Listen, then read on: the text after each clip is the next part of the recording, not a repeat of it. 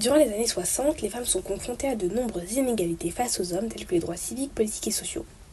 L'émergence des mouvements féminins va permettre aux femmes de faire valoir leurs droits, mais dans une décennie marquée par des déséquilibres entre les sexes, comment les femmes sont mobilisées pour obtenir la parité durant les années 60.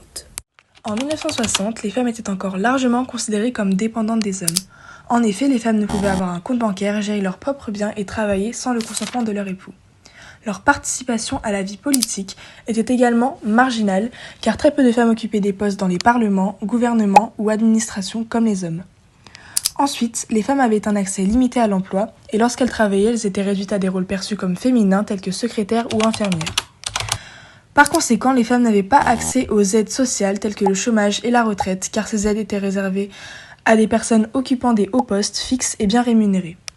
Enfin, la femme des années 1960 était encore largement associée au rôle domestique de mère et d'épouse.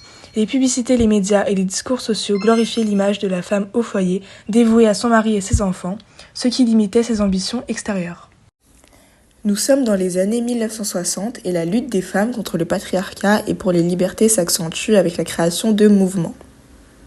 En 1970 est créé le célèbre mouvement de libération des femmes, conçu pour lutter contre les différentes oppressions misogynes.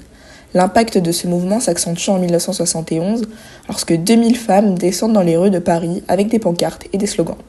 Elles manifestent pour briser les chaînes de l'esclavage qui réduisent à une condition inférieure les femmes. La même année, un mouvement est cofondé par deux icônes, Gisèle Halimi et Simone de Beauvoir.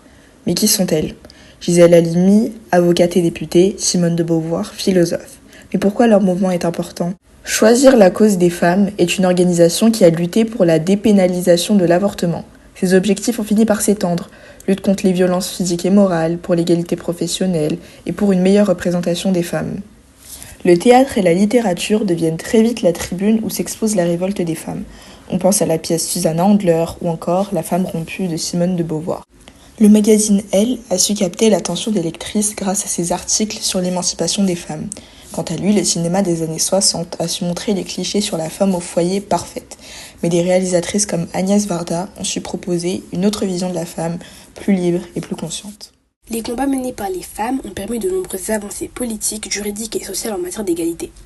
De nombreuses lois ont été promulguées pour élargir le droit de vote, l'égalité en droit du travail, l'égale rémunération ainsi qu'un accès équitable aux services financiers.